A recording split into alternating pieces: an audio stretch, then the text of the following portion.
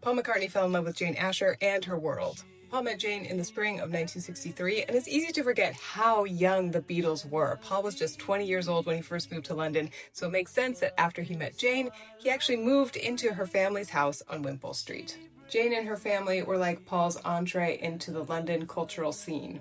Jane was a successful creative in her own right. She had been on the stage since she was a child, and by 17, she was already a fixture in the London theatre scene. Her father was a prominent physician and psychiatrist, and her mother was a pianist and music teacher.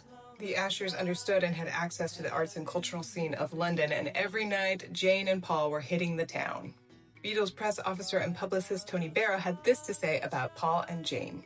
There was something about seeing them together that was magical. With those two gorgeous faces and all that incredible charisma, they looked like a couple of Greek gods. Paul was creative and ambitious and always aware of his image, but he came from a working-class Liverpool family, so it's no surprise that he was dazzled by the kooky sophistication of the Ashers.